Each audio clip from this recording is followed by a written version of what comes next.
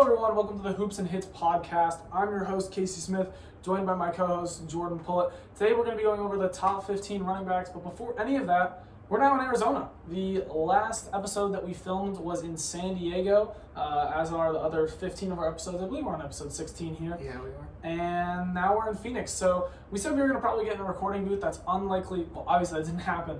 We're in Jordan's dorm room right now. I had to bring a chair all the way from my dorm room 5 stories above.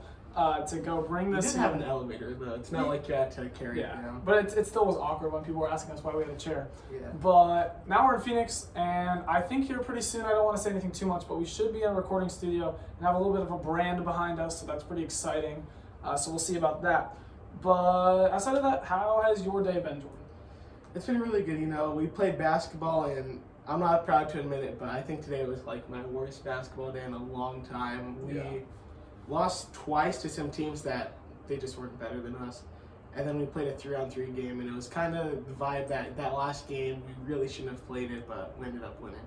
Yeah, it was some interesting runs. We kind of got cooked twice by like a really bad team, so that's not great. But, we're here filming the podcast, so that's good.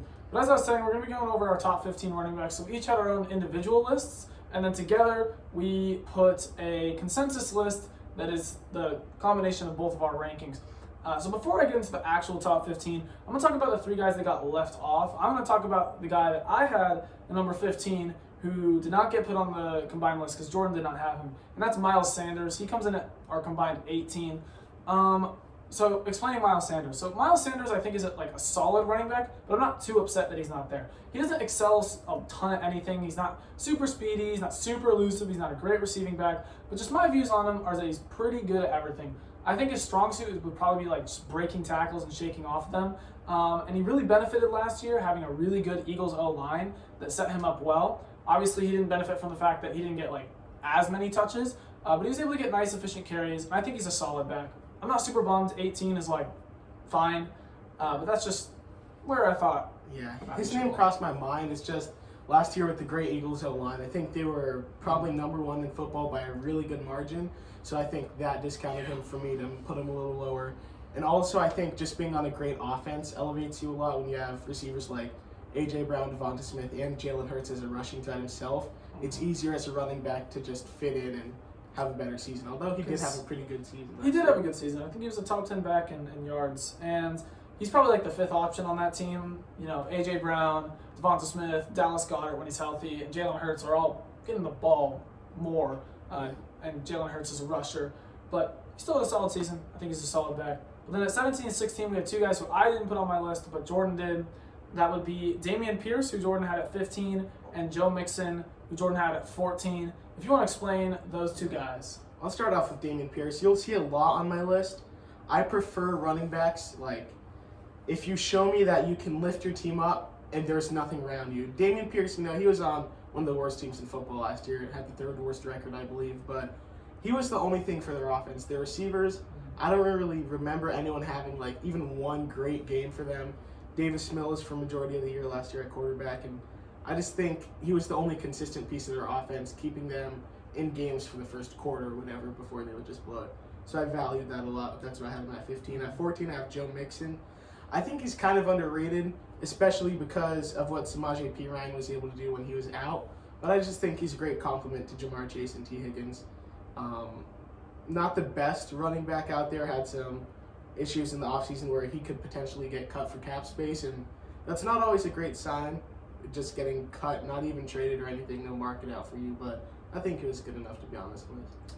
Yeah, I actually would have Dameon Pierce better. The more I think about it, I kind of wish I had Dameon Pierce at my 15, maybe even a little bit higher. If you just look at his stats, he almost looks like a attempt merchant. A lot of guys have had that in years past, like David Montgomery, for example. He only averaged 4.3 yards per carry, which isn't great. But I think the main thing there was just the offensive line and the weapons. weapons. 4.3? 4.3 yards per carry. I did not know that. I thought it was closer to like 3.7, just because there was no one else on the offense that you really have to worry about as a threat. Maybe he had some bigger explosive plays. Yeah, for the first part of the season. Yeah, he averaged 4.3. He had 4 touchdowns, 900 yards.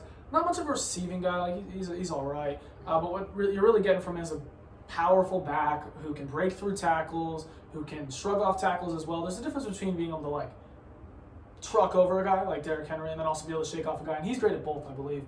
And I think, yeah, obviously he wasn't the most efficient, but I really don't think that's his fault. And I would actually put him over Joe Mixon. One of the big parts of that is Samaje Perine was really good. Probably, yeah, better than Mixon when Mixon was there. And I think Mixon is underrated as a receiving option, but not underrated overall. I don't think he's great. And the fact that they were going to cut him, I think, says a lot. But we'll see how he does this year. Outside of that, though, I think we can move into the top 15. Oh, yeah, I was just reading down my list. I forgot that was the consensus list. So number 15. Number 15 is a guy who I had on my list. Jordan did not. Was Ramondre Stevenson at number 15.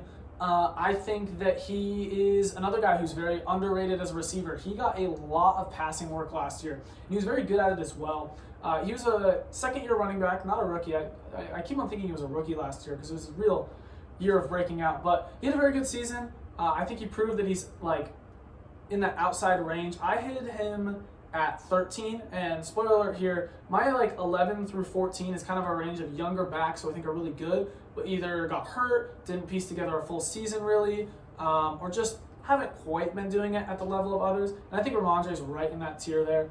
He's a very good runner, maybe not quite as explosive, but powerful. He's a good receiver. I think he's a pretty solid package. Yeah, for me, I just value, you'll see a lot on my list too, running backs that can have a full workload for a full season. Because like you said earlier, Samaje Perine had great games with the Bengals last year. In the past, guys like Alexander Mattison, and although he's been better recently, Tony Pollard, when Zeke was really in his prime, had some good flashes that make you think they're a great running back, but obviously they're either too small and can't carry like a full workload for a full season, or they're just not talented enough to do that. So that's why he didn't make my list, because he had Dameon Pierce to help him out for a good portion of last year. But even when Pierce was out, yeah, Dameon Harris, right? Oh, you said Dameon Pierce, Dameon Harris. Yeah. Dameon Harris was there for a good part of the season, being productive. Towards the back half, though, it was the Ramondre's show, and he had a really great second half. Mm-hmm. Yeah, he still had a decent workload, 1,000 yards per season. That's increasingly more rare, and I think he's just an exciting, cool guy to watch. But moving on to 14, this is a guy who I did not have on my list, Dalvin Cook. Jordan, I believe you had him as high as 12, yeah. So you want to speak about that? Because I kind of strongly disagree with Dalvin Cook being this high. I think last year was probably going to be his last great year, because now he's on the Jets, obviously, with Breece Hall. So I don't think he's going to put up as good as stats as he has in the past. I think last year as well was one of his worst years in terms of statistical outlook, but he was pretty good when he was on the field. Justin Jefferson did transition the offense as a whole just by himself from a run-heavy attack with Dalvin Cook to a more pass-heavy. But that run game was really important for them last year in games that were kind of close and they needed to close it out. But I remember Justin Jefferson against the Colts took Dalvin Cook out of the game, obviously, because they were down so much. But I think Dalvin Cook, his loss is going to be shown a lot with Alexander Mattison this season. Just not as good of a running back and not for as long time. But this is kind of a legacy thing. Not like fully, but... You're like Madden. No. Zeke isn't on my list. Zeke, who else? Who's that guy for the Bucs? Leonard Fournette? Yeah, Leonard Fournette. It's not like that. I still think he's a really good talent at running back, just... I don't know. I don't think he's as great as the other guys, but I think he's better than Joe Mixon, Dameon Pierce, those running backs on my list. So I got to watch a lot of Dalvin Cook last year. I had him in fantasy, and it was like his worst season. He had 4.4 yards per carry. He broke 1,000. He got 1,100. But the big problem for me is he was not able to break into the second level. He was actually pretty good at barreling forward, getting like 4, 5, 6 yards here or there. And that's good. You want to see that in a running back, how they're able to take the easy yards. Not every single play is about breaking away for a 50-yard rush. But I really want to pull up the stats here to back it if I have the time. From what I saw, he could not break away on those big, long yard runs. And you really like to see that from Dalvin Cook. He's a guy who can, once he gets past those linebackers there, he can really get going and be gone. And I really didn't see that last year. You didn't see the electric runs from Dalvin Cook, at least in my eyes. And I don't think it'll get much better. Obviously, we're just doing this right now. But I think as time goes on, obviously this next season, he's going to slow down a little bit more. He just looks like he lost a step. But he is much better than Alexander Mattison. Yeah. I think he's going to have a good season in his role this year. depending on how they ease back Breece Hall, the Jets ease back Breece Hall this season, he could have a pretty good start to the season. Probably like first 5 or so weeks, he could be the number one. I'm not really sure how it's going to work out. But like you were saying, Dalvin Cook only had 5 rushes more than 20 yards last year, and that's only 1 more than Jamal Williams. So to put it into context. Yeah, he had 12 runs longer than 15 yards, which isn't great. And yeah, you don't want to be in the same category as Jamal Williams, who's really just a, punch it in the goal line back. He will not be on this list despite having the most touchdowns. But that kind of covers Dalvin Cook there. And moving on to number 13, this is the last guy I believe that one of us had and the other one didn't. Dalvin Cook and him actually were tied in terms of points. We both put them at our 12. This is Travis Etienne. I thought Travis Etienne actually had a pretty good season last year. He came off of that, I believe it was ACL injury, correct? No, it was a foot Linz Frank. I think it was the same that Chet Holmgren had. So he came off that injury. I was a little bit nervous about how well he was going to do, but I thought he had a very solid season. I thought he was very good as a catcher. I thought he was very good. He was able to play pretty much a 3-down role, and I thought he was an explosive back, and sometimes he would get a little bit carried by production, but I thought he had a lot of explosive plays, and I thought he had a good season. So what were your thoughts on Etienne? Some of my problems with Etienne were some games it just seemed like he couldn't carry the full workload for them to start the season. They kept James Robinson in. I'm trying to pull up a box score with one of the games that Etienne wasn't as great in, and that have other running backs involved. I do see that though. Yeah. He was really, really, really good for certain games. Just other ones, like I said earlier, I value being able to carry a full workload for a full season, and I don't think he was able to do that at the level of probably everyone else on my list, above him at least. Where is he? 13 or 12 on our combined list? He's at 12. He's at 13 on our combined list. Okay, the guys 13. below him are Dalvin, Ramondre, Joe Mixon, Damian Pierce, and Miles Sanders. Yeah, he was a little bit inconsistent. I'd say Etienne this time next season will be much higher on my list though. Yeah. I project the Jaguars to have a very great year. And he averaged 5 yards a carry. It's pretty solid. And but yeah, I actually wouldn't project him to go up that much, especially since running backs first couple of years, their first 2 years are usually their best. When you look at a wide receiver or the quarterback, they're going to trend up. Running backs almost just kind of trend down right off the jump. So I wouldn't be surprised if this is kind of what he is, but maybe his touchdowns and stuff will look better because he's on a better offense. So I could see that happening. Then at number 12, this is the first guy in a minute that we've both had on our lists. I believe you had him at 13, and I had him at 14, and he comes in here at 12, and that would be Kenneth Walker. Kenneth Walker is in that kind of range of guys. We're kind of going through here, Ramondre, Travis Etienne, Kenneth Walker, younger running backs who kind of in the same territory. If you want to talk a little bit about Kenny W. I think Kenneth Walker was a big part of the Seahawks season last year. Geno Smith was obviously very productive, especially in comparison to what people thought he was going to be. And the receiving options are great, but I think his big playability, he had 10 rushes over 20 yards, and I think a good amount of those were probably over 30 yards and a couple over 40 maybe even. He's definitely a big play guy. Yeah, he's a huge big play guy. Other than that, he can get stopped pretty easily. He's a more big play, and sometimes on 1st and 10 he'll get 1 or 2 yards, but I just think his electricity in the backfield, big playability is really valued, especially for a team with Geno Smith at quarterback, and they can't really... Geno Smith isn't going to be making plays. His weapons around him will make plays. Kind of like the 49ers, but a much lesser version of it. So I just think it was on full display last year. Yeah. I just looked up Ken Walker's height and weight. I actually thought he was going to be a little bit smaller than he was. He was about 225.9. I thought he was a little bit more slim because he seemed like he got stopped a little bit more. He was more of an elusive guy, at least in my eyes. Hopefully I'm not too far off there. And then he also wasn't quite as great in the receiving game. He only had about 160 yards. Which is surprising, especially since Geno was pretty good, and Geno was very accurate, not throw super far down the field. He was good deep, but he was more of just an accurate, solid pocket passer. So I'd expect Kenneth Walker to do a bit better. But he also wasn't the starter right off the bat. Rashad Penny had some of the work in the first couple weeks. Before he got injured per every season. Rashad Penny could be a guy on this list if he stayed healthy every year. If he was on this list, I would put him pretty high. I really, he is really good when he plays, I swear, but he never plays, which is really sad. But yeah, Kenneth Walker, solid guy. But I think the guy above him is a decent amount bigger, and both of us would say that as Kenneth Walker had 5 points on the rankings, and Breece Hall had 10, and that is our number 11, Breece Hall. It is a real shame that he got hurt last year. He was off to such a great start. This isn't football related, but I think if Breece Hall stayed healthy the whole year, he's probably like a top 3 pick in fantasy right now, maybe even number 1. He was just everything for the Jets offense. I forget who the Jets quarterback was to start the season last year. Was it...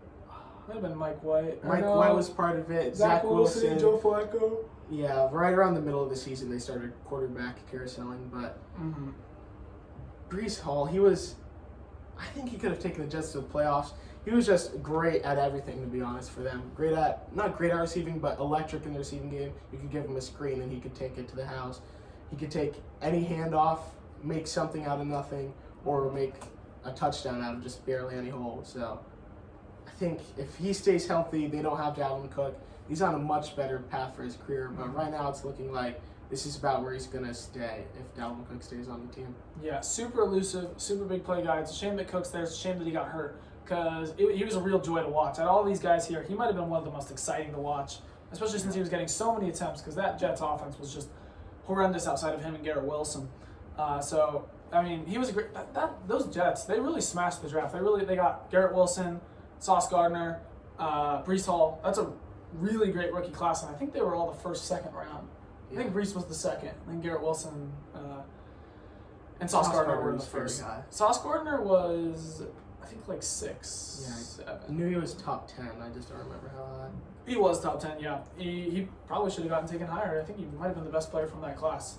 But, yeah, Breece Hall had a really great season. He was 4th. He was 4th? Yeah. I think there was a corner taken ahead of him as well. Wasn't like Stingley taken ahead of him? Yes, he was. I think Stingley was taken at 3. I remember people were like kind of worried about Sauce, like, oh, is he going to be good? He was playing on Cincinnati. Dude, he is like already a top 3 corner. He is arguably the best corner in the NFL as a rookie. I would probably argue. That's just so insane to think about how he is as a rookie. In any position, that's crazy, but especially as a corner. Because as a corner, you can get cooked one time in the NFL week 1, and all of a sudden the coaches don't trust you. So he held up for the whole season. I don't think he let up any touchdowns once again. It was insane. But back to Breece Hall. He had a great year. I guess we can move on to the top 10 now. And at 10 is a guy who's finally going to get a year as a starter. It is Tony Pollard. He had 13 points. Always been in the shadow of Zeke, but this year he's going to be stepping into his own. And he stepped into his own more last year. Jordan, I believe you had him... I have him at 10. You had him at 10, so this is exactly where you had him. Okay. Where did you have him? I had him, I think, slightly higher. I had him at 9. Okay. Same. I just think Tony Pollard, very great last year. There was a few games he was just averaging probably 7-8 yards a carry. But I'm interested to see how he's going to do this season. He's a guy who probably won't be in the same spot last year. He's either going to be significantly lower for me or significantly higher, depending on how they use him in like big back situations, if they use him in big back situations like they used Zeke last year. But the last 5 games of the season or so, once he had the full job over Zeke, if you just project that over this season, he'd probably be top 5 for me, to be honest. Yeah, I was always worried when people were like, oh, he should start over Zeke, I was worried that he was a guy that was really good, really efficient when you put him in the game, but not really a 3-down back guy. And I think he pretty much proved that last year. We'll see if he can do it for a full season. But he had the most attempts in his whole career last year. He had just around about 200, which I think proves that he can both be efficient and get a lot of volume. Averaged about 5 points a yards per carry. That's very good. Scored a lot of touchdowns, had a lot of big plays, and he's a little bit of not small, because he's 6 foot, but he's a little bit lighter, mainly a brushing off tackles type of guy. But I think he'll be great in this Cowboys offense, and I think this will be a really good prove-it year for him. See how good he's going to be. But then we move on to number 9, maybe a controversial pick. I think I kind of tanked his value here a little bit. At number 9, we have Austin Eckler. I put him at 10. You put him at 7. Yeah. 7. So not really dropping him too much off of your spot. I am not a big fan of Austin Eckler. And, a lot of people who play fantasy absolutely love him. And he is really great at what he does. He is a very good receiving back, probably the second best receiving back in the NFL, and he's really good at that. He really adds that. But I really want a guy who can go in between the tackles, and he cannot do that at all. He didn't even eclipse 1,000 yards last year, I don't think. I don't know if he ever has. I don't think he ever has, and I don't think he ever will. He's just not that type of runner. He's a solid zone runner. He's a solid outside runner, but he can't really be a powerful back at all, and that really hurt the Chargers last year. They couldn't run the ball very well, and they didn't run the ball when they were up so much because they had Austin Eckler at running back, and they had a 28-point lead. And yeah, obviously the defense needs to stop them. They need to score more points, but it would be really helpful to choose some clock. And they didn't, and they couldn't, and I think a large part of that is Austin Eckler. It really limits his game, and I can only put him so high. But obviously as a receiver, he's basically like another wide receiver out there. I think he had 800 receiving yards, something crazy like that last year. So he's really good as a dual threat, but I just think his inability to be a power back hinders him, and I think the Chargers would really, really, really be much better with a powerful running back. A lot of the times, I don't think a team would be better with a certain running back. But I think if they could get if they had literally signed Zeke, if they had signed Zeke, I think that would have been a really good move for them. Because Zeke isn't great, but you kind of just need a guy who can go in between the tackles, and Eckler can't do that. But tell me why you haven't. So man, you sound like a hater. No, I'm just playing. But I still had him at 10. He's still a top 10 back, but he's just. I think the reason I hate on him so much is because a lot of people put him in top 5, and I have him at 10. So yeah, because you have to argue more for why. To bring him down. To put someone up, it's easier, but to bring someone down, you kind of have to go at all the negatives. I think Austin Eckler is I think you underrated him a little in the rushing game. He didn't get as many attempts as a lot of the people on this list. He played 17 games and had 200 attempts. That's less than Alvin Kamara, who's a guy not known for getting a lot of rushing work at all. Mm-hmm. So that surprised me when I saw that, but I just think Austin Eckler is a huge part of what the Chargers do as a team, and if they were to lose him and replace him with more of a Kenneth Walker type back, I think they'd get significantly worse just because they need him in the receiving game, and I personally value that a lot. Yeah, he had 700 receiving yards last year, and what I would say is he had low attempts, but he also wasn't that efficient, 4.5 yards per carry. And usually when you look at a guy who has low amount of attempts, they're going to be more efficient. That's just kind of how it goes. The more carries you get, you're probably going to be a little bit less efficient. That's just generally how it trends. And he wasn't efficient, even though he didn't get that many carries. And as a receiver, I think I don't want to say overrated, but he does mostly get I think Christian McCaffrey as a receiver is so incredible because he has a very advanced route tree and he can catch deep passes. Eckler is more of a check down back, which is good. He's very good at that. But I don't think he opens you quite up as much as people might think. But yeah, obviously he's a great receiving back, and I just question his running. But obviously the Chargers need him. They couldn't just replace him with any back, but it would be nice if they had a power guy in there to have more options for that. They've been trying. They've had Josh Kelly, who was the rookie that they added last year. People thought that was going to negatively impact Eckler a lot, but Isaiah Spiller. There was a Jackson at some point too, I think. Oh, Josh Jackson? Maybe? That's an NBA player too. That's what I'm not sure. But they've been trying to get Eckler some help ever since they traded Melvin Gordon, but they really haven't been able to. He also had 18 touchdowns. I believe he's had 40 in the last 2 years combined. So 18 he's touchdowns. really good at getting into that sounds kind of like Jamal Williams.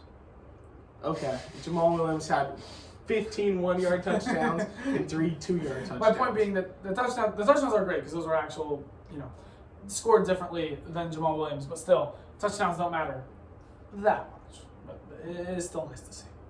You should be a football coach. Just score no touchdowns. Well, obviously touchdown, but as a running back, I think running back is the position that matters least for touchdowns because it's just who's getting carries inside the 5. Unless you're breaking away big gains. At number 8 here, though, another guy who I think is really good as a receiver, it is Aaron Jones at number 8. So you had Aaron Jones at 9, and I had him at number 8. So he just gets over Eckler. My logic here was that I think that Jones is a worse receiving back than Eckler. But he's still very solid. He had 60 catches last year, 50 the year before that, 47, 49. Catches a lot of balls, a lot of short passes, but still a lot of the passes regardless. I'd say he's the third best receiving back. It goes CMC, gap, Eckler, gap, and then Aaron Jones. And then the It's kind of a big gap after that. But I think he is a much better runner than Austin Eckler. He had 1.1K yards last year. He's a very efficient runner, a very complete back, and I just value that more than Eckler's receiving upside. Yeah. I'm a Packer fan, so I could talk about Aaron Jones all day. I'll probably start off with my frustrations about him, and it's not even him. It's the fact that we have Aaron or A.J. Dillon in the backfield with him. In my opinion, the best 1-2 running back duo in the league.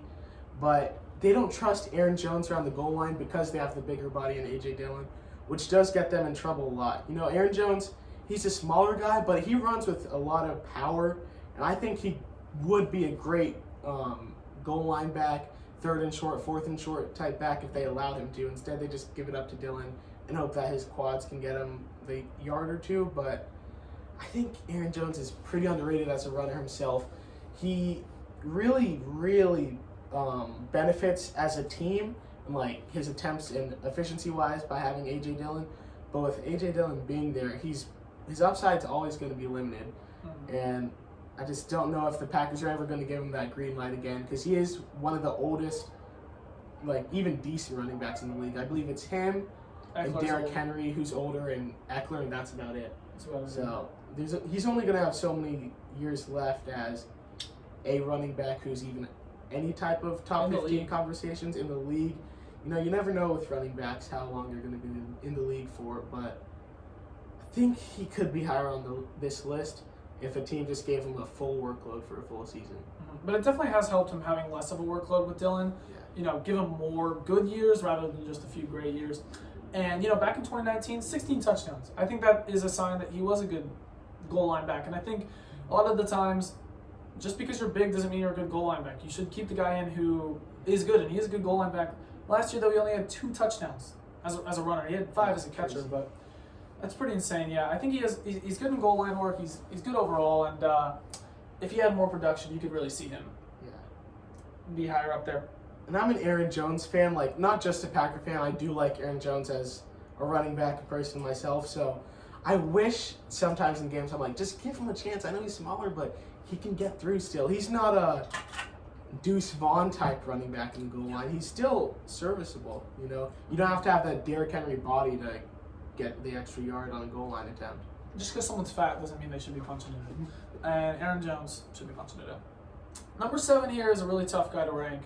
The only rookie on this list. It is Bijan Robinson. And what were your thoughts? You had him at 8. So yeah, 8. I had him at 7. Okay, at 7.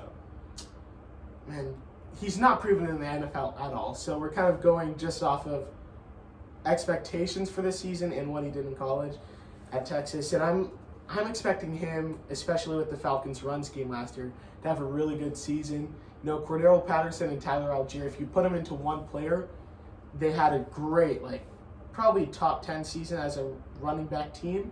But if you put that into one player, that's what Bijan's going to be this year. And probably a little bit more because I think he's significantly better than both of those backs. But this is a tough spot to rank him at because this is all projection. I believe he's going to be better than guys like Aaron Jones, Tony Pollard, who I have beneath them. But he could climb above Austin Eckler and honestly a couple other guys on this list to maybe reach top 5 next season. Mm-hmm. He was insane at Texas. 1,500 yards in only 12 games is just absurd. He scored a ton of touchdowns. He's good as a receiver. He's good as a receiver. And very good as just a pure rusher. And I think that this take will age well because the Falcons are a very good rushing team. They're not only a good rushing team, they're a team that wants to run the ball a lot. They have Desmond Ridder, and I actually like Desmond Ridder, but I don't think they're going to throw the ball that much. Even the biggest Desmond Ridder supporter will say that. And they didn't run the ball, or pass the ball. And they didn't pass the ball much last year with Marcus Mariota either. Tyler Algier got a lot of carries. Cordero Patterson got a lot of carries. This was one of the best rushing teams in the league, and this is one of the better offensive lines in the league, at least when it comes to pure run blocking. So I think that's going to benefit Bijan a lot when you have a really good young back. A lot of times running backs' best years is their rookie year, second year. So it's not out of the question for him to be good right out of the gate. And he has been great. So I think he's set up for a great year. He's very talented. So it's no question that he could reach the top 5. But you really can't put him that high. So that's why we have him at 7. Yeah, I honestly expect him to have a Saquon Barkley type rookie season. And if you remember correctly, Saquon's best season by far was his rookie season. Last year, the first probably 5 weeks, he was on track to be slightly worse or maybe even with it at best. But rookie running backs, NFL teams in this day and age typically pound him. Second year, same thing. Then kind of give him a break until their contract year, at least in comparison to what they did the first 2 years with him. And then after that, it's kind of the Josh Jacobs scenario where they'll give him a franchise tag, and that's been a problem at the running back position as a whole with Jonathan Taylor, Josh Jacobs, Austin Eckler. I believe there was maybe one other guy, but I can't remember who was holding out because of that as well. Wasn't Tony P kind of holding out? Yeah, he was a little bit. I don't think he was fully like holdout, but he wanted a new contract. I think he was holding in. Yeah. But then moving on to 6, 5, and 4. This is actually a 3-way tie. We both had the same guy at 5, and then the guy that I had at 6, Jordan had at 4. The guy Jordan had at 4, I had at 6. So they technically scored the same. I'm just gonna go in the order that I put them. But well, that's just how I read it. That's how I had it written down. Number 6 is Saquon Barkley. So Jordan had him at 4. I had him at 6. Saquon was my issue with Saquon last year. I'll just talk about that first because everyone knows why Saquon is good. You just look back at his rookie year highlights. Go look at his Penn State highlights. He's an insane runner of football. He was a little inefficient last year. And I think a large part of that is going to be his offensive line. His offensive line sucked. It was one of the worst in the league, and that's a factor, but he also was inefficient. He would get caught running behind, trying to do that Le'Veon Bell style of patience. There's a difference between patience and just dancing around too much. You got to go. Yeah. And sometimes, especially when you have a really bad offensive line, you kind of just got to go and get what they give you. And Saquon's a guy who really wants to break big runs. That's his running style. And that just wasn't working as well with this offensive line that isn't really like matching there. If he had a really good offensive line, he would do that and he would be even better. But it really hurt him and he was not as efficient as he has been or could have been. And that would be like my one gripe with him. I think the two guys I have above him who are like tied technically in points, I think are just a little bit more straight line runners, just go north and south. He's more of a bit of a west-east runner. I prefer a little bit more north-south, but obviously Saquon's great. And he's a very good receiver as well. He's one of the best receiving backs. Got a lot of work in the receiving game. And I think that's really good. Yeah, I'll just open up the discussion with your 4 and 5 receiver, Jonathan Taylor and Josh Jacobs. The reason that I have Saquon over them is because I've seen him do what he did last year over a prolonged period of time. Jonathan Taylor, he's a younger guy in comparison to the rest of the running backs we're talking about, but he had that great season in 2021, and then last year kind of fell off, especially in comparison to what people thought he was going to do. And Josh Jacobs, he's been a good above-average runner his whole career, maybe even probably like a top 10-ish runner, but he just, last year, he had perfect mix of everything to have the number 1 in rushing yards, obviously, and I just don't think that's going to happen again, and I don't think he's going to come close to it. So Saquon's ability to do it for years at a time, that's why I have him higher. Because these three, I think it's a tier. From 1 through 3, they're their own players. 4 through 6, and then maybe Austin Eckler to Aaron Jones areas, another 3-man tier. But you kind of just have to grasp at straws to see which player here is the worst. So yeah, obviously I had Jacobs at 4, Taylor at 5, Saquon at 6. As I said, I like Taylor and Jacobs as north-south runners a little bit more. With Taylor, I had to put him below Jacobs because he did struggle a little bit last year, but I would say that he bounces back, and I still think he's really great. And man, watching him 2 years ago, he was just such a straight line runner. He would run to a certain spot on the field, and sometimes he'd kick it out wide, and then he'd just be gone. I looked up his 40 time, 4.39. That kind of surprised me. I thought it would be faster because he looked so quick. Faster than 4.3? I thought it 4.39. Well, yeah. 4.39, which is still very fast, don't get me wrong. But I thought it would be even faster because this dude just looks so quick in that sophomore season. And now he's going into his 4th year, which is kind of crazy. But yeah, last year he just didn't look quite right. It'd be kind of hard to describe it. But Saquon is a better receiver than both of those guys, so it's very close.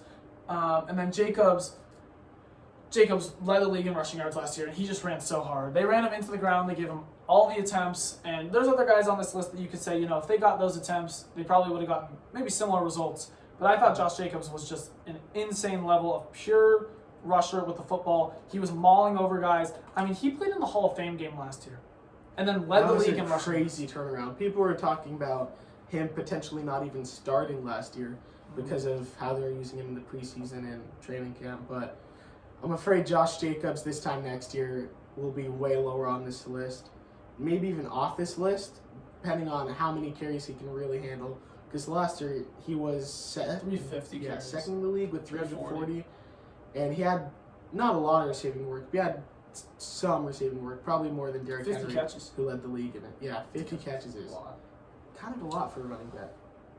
To have 340 carries and average 5 yards per carry, that's stuff that even Derrick Henry had 4.4 last year. To be that efficient with that amount of volume, I really think speaks levels, and he had an all-time great all-time great, but a really great year last year, obviously. And just as a pure runner, just running through guys, running around guys, doing it all, and catching 50 passes along the way. Very impressive season from him. But then we get to the top 3 guys. 2 and 3 are tied. I had Christian McCaffrey how did we do it? I had Christian McCaffrey at 2, Derrick Henry at 3, Jordan had Derrick Henry at 2, Christian McCaffrey at 3. These guys are so close. Tell me why you put Derrick Henry over Christian McCaffrey. Man, I value Derrick Henry's rushing ability. That's obviously better than CMC's, probably more than I value CMC's receiving work, and that's probably it because they're both. This is number 2 and 3 in the league, both great players. But I just think Derrick Henry is, depending on the season, him and our number 1 player are the guys as the best running backs, pure rushers in the NFL. And I think CMC is probably a few notches down from that, and that's just why I have him 1 spot lower. Yeah. I think with Henry, I saw him drop off a little bit last year. Not really in terms of speed or power or anything, but it was kind of weird. His contact balance and his ability to stay upright when taking hits wasn't quite as well. I think one of the big things with Henry that I really liked is that, he was able to move over guys, but I look a lot at breaking tackles, tackle shedding a guy, is those arm tackles that you're able to break off. He wasn't able to get quite as many of those. So I think that was a sign that he's regressing. He is getting older, and he has a ton of carries. But obviously Derrick Henry is one of the best pure rushers in the league. He had a lot of catches last year. It wasn't really receiving work though. If you were to look at the pure stats, he had the most catches I believe in his career. But a lot of it was screen stuff, just because that's what the Titans had to do. It wasn't necessarily he was running routes, and he kind of has bricks for hands. But he was just taking a lot of screens. I think he even took a screen 40 yards for a touchdown at one point. So that really that was a nice factor of his game. Yeah, they've never used him like that in his whole career, and probably partially because they didn't have anyone in the receiving game. They had Chigakonkwo for a couple weeks at tight end. They had Treylon Burks a little bit and Robert Woods, but after losing A.J. Brown, the receivers went down a lot. Yeah, for McCaffrey, 85 catches last year. He is also a receiver. He is almost a positionless guy. They can literally line him up a receiver. He's had 100 catches 2 times in his career. Insane.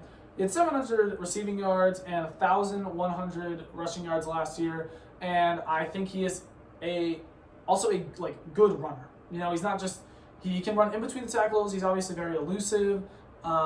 His elusivity is bigger, but he also is he can power it down the middle from time to time. And I think he's just slightly better than Henry, but they're very close. And I think the main reason for that was just Henry's inability to shed tackles at quite a high rate as he usually is able to. And then number 1, we have the same guy, Nick Chubb. I want you to go first because I wanted you to go first because you're the Browns guy, but no, you probably have I'm more to say about your favorite guy. So I like this guy so much that I picked him up in fantasy this year, actually. I expect more from the Browns than last year with Deshaun Watson maybe not being his prime self, but being significantly better than he was last year. And Nick Chubb was kind of carrying the whole Browns offense last year. Jacoby Brissett had a decent season. Amari Cooper was really good considering what was at quarterback for him as well. But Nick Chubb, he's just been the staple of this offense for so many years. And they kind of phased out Kareem Hunt last year. I don't think enough people talk about that when discussing Nick Chubb and Kareem Hunt and the whole shared backfield debate of last year. But Chubb's just a great runner. I believe he averaged, 5.1 yards carry, had 12 rushing touchdowns, 13 rushes of 20 yards or more. Just he can do everything. He can That's- break off tackles. He's not going to put you in a spin move really as much as some other guys, but he still can evade a lot of tackles in a lot of different ways. Really. His contact balance is insane. It is like his thing. You know, he's gonna run over guys. He's very fast. When he gets on a breakaway, he is gone. Obviously, he's very elusive, but his contact balance, he is. This is gonna sound weird. He's like a Beyblade. He's just like he gets hit. He literally will get. I don't know if you've ever seen Beyblades, but when Beyblades hit against each other, he takes the hit and he like uses the energy to keep on going. He keeps on running. He keeps on treading. Obviously, the Browns' O-line was great, but people knew that they were going to run the ball. I mean, he got 300 attempts, and he still was great at it. He still was efficient. His vision and his contact balance are his two things. He can find holes and just run straight through them. He knows when's the right time to try and break away for a big run, and when's the time to just fall for 4, 5, 6. And every single time he's tackled, it is like Madden Joe Mixon. He is going to fall forward. He's going to dive forward for those extra 2 yards. And that was so important for this Browns team last year. I really think he's the complete back. And the one hole in his game is the receiving work. And I don't even think that's his fault. I think if you were to throw him the ball, it's not like he has bricks for hands. Like, he's not Derrick Henry. He can catch the ball. He can run with it. He was actually pretty good in the receiving game last year. He just hasn't gotten the ability to show it because Kareem Hunt's so much better. So I think this next year, he's going to be great as a runner once again. I really don't see any drop-off at all with him, even though he's going to be 28.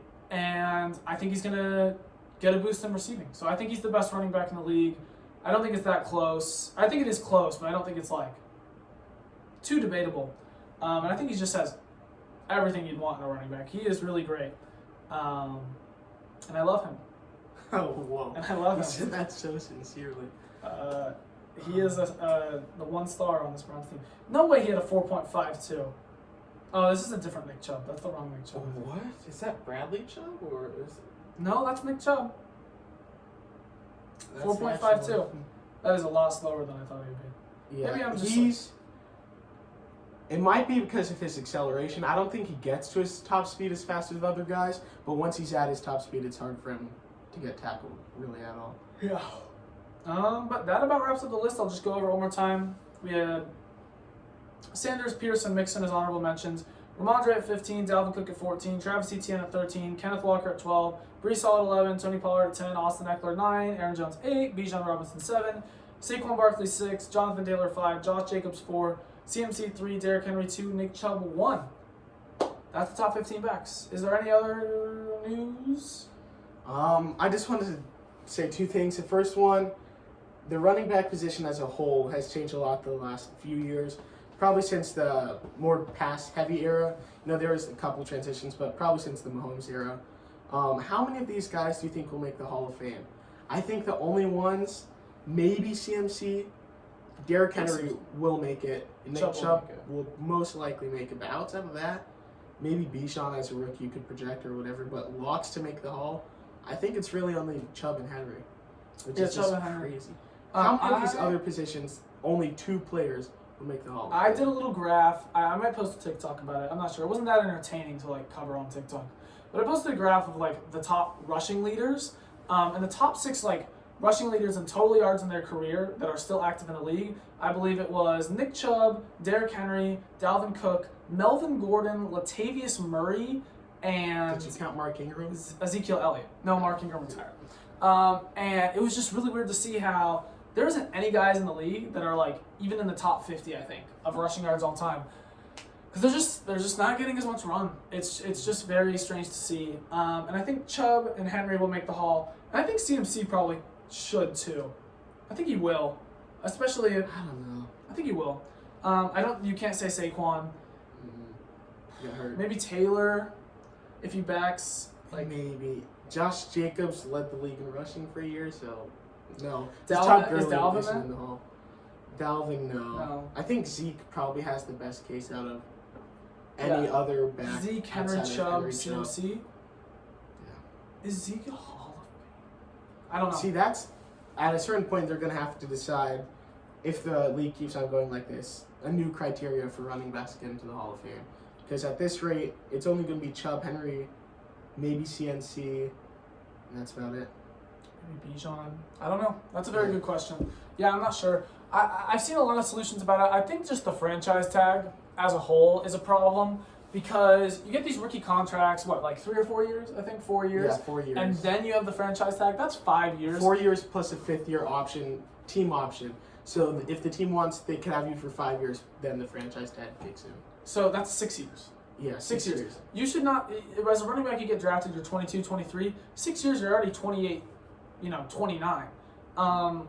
That's honestly just like bullshit. I mean, you should not be put on a rookie deal that's like 6 years that you don't get to control. I think they can keep on franchising you. It gets more expensive, but if the team really wanted to, they could franchise you for like 3 years.